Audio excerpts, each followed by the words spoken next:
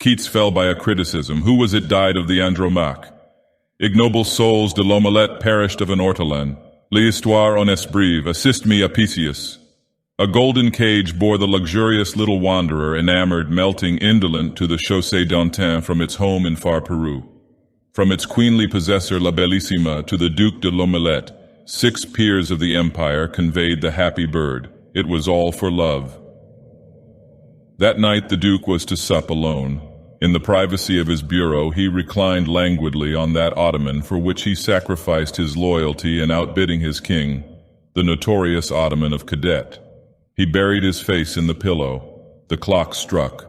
Unable to restrain his feelings, his grace swallowed an olive. The door opens to the sound of soft music, and the most delicate of birds is before the most enamored of men. Horror, dog, Baptiste, l'oiseau, cet oiseau modeste que tu as déchabillé de ses plumes et que tu as servi son papier. It is superfluous to say more. The Duke expired in a paroxysm of disgust. Ha, ha, ha, said his grace on the 3rd day after his decease. He, replied the devil faintly, and drawing himself up with an air of hauteur. Why, surely you are not serious, retorted de l'Omelette.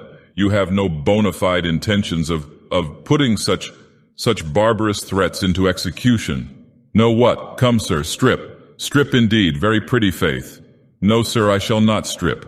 Who are you, pray, that I, Duc de l'Omelette, Prince de Foie Gras, just come of age, author of the Mazurkiad and member of the Academy, should divest myself at your bidding of the sweetest pantaloons ever made by Stultz, the daintiest robe de chambre ever put together by Rambert, not to mention the taking my hair out of paper, all to gratify your bloodthirsty propensities?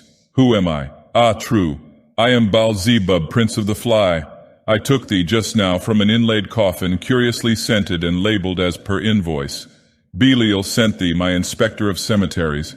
The pantaloons which thou sayest were made by Stultz are an excellent pair of linen drawers, and thy robe de chambre is a shroud of no scanty dimensions.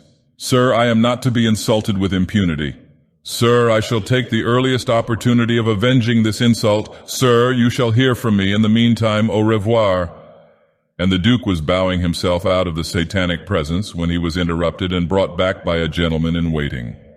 Upon this his grace rubbed his eyes, yawned, shrugged his shoulders, reflected, and having become satisfied of his identity, he took a bird's-eye view of his whereabouts. The apartment was superb. De l'Omelette pronounced it bien comme il faut. It was not very long nor very broad, but its height. Ah, that was appalling. There was no ceiling, certainly none, but a dense, whirling mass of fiery-colored clouds. His Grace's brain reeled as he glanced upwards. There was a chain of an unknown blood-red metal, its upper end lost like coal. Et parmi les nuées, from its nether extremity hung a hue cresset. The Duke knew it to be a ruby, but there poured from it a light so intense, so still, so terrible. Persia never worshipped such. Geber never imagined such. Mussulman never dreamed of such. When drugged with opium, he has tottered to a bed of poppies, his back to the earth and his face to the god Apollo. The Duke murmured a slight oath, decidedly approbatory. The corners of the room were rounded into niches. 3 of these were filled with statues of gigantic proportions.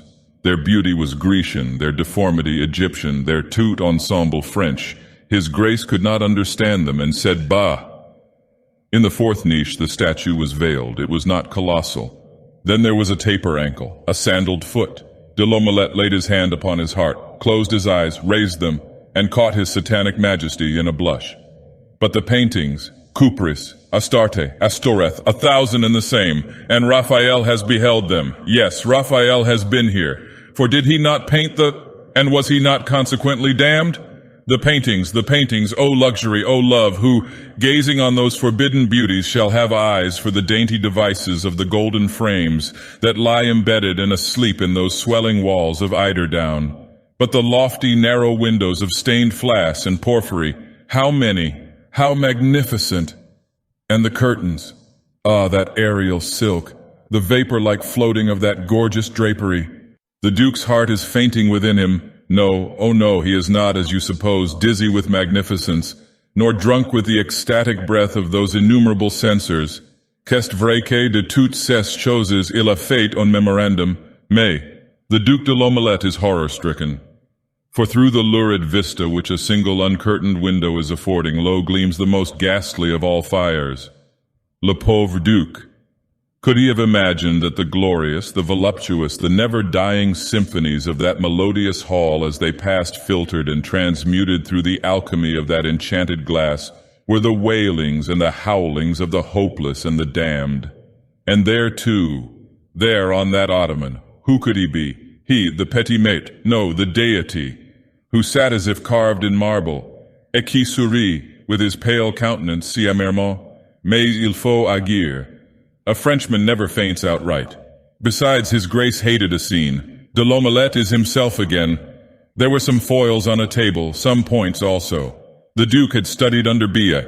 Il avait tous 6 hommes. Now then, il peut s'échapper, horreur. His Majesty does not fence, mais il joue, what a thought. His Grace has an excellent memory. Have you dipped in the Diable of Abbé Gualtier? It is said que le diable n'ose pas refuser un jeu de cartes. But the chances, true, desperate, but not more than himself. Besides, was he not in the secret? Had he not skimmed over Père Lachaise? Was he not a member of the Academy? Si je perde, said he, je serai 2 fois perdu, I shall be doubly damned. Voilà tout. Here the Duke shrugged his shoulders. Eh bien, si je gagne, que les cartes soient préparées. His Grace was all care, all attention, His Majesty all confidence. A spectator would have thought of Francis and Charles. De l'Omelette thought of his game. His Majesty did not think, he shuffled. The Grace coupa. The cards are dealt. The trump is turned slowly, mais avec un air de fierté. The corner appears. It is the king. No, it was the queen. His Majesty cursed her masculine habiliments. De l'Omelette laid his hand upon his heart. They play. The Duke counts. The hand is out.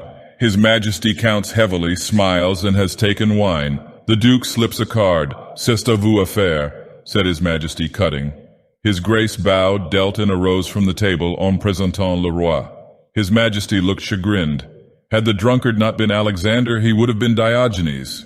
And the Duke assured His Majesty en partant que s'il n'était pas de l'Omelette, il n'aurait point d'objection d'être le diable.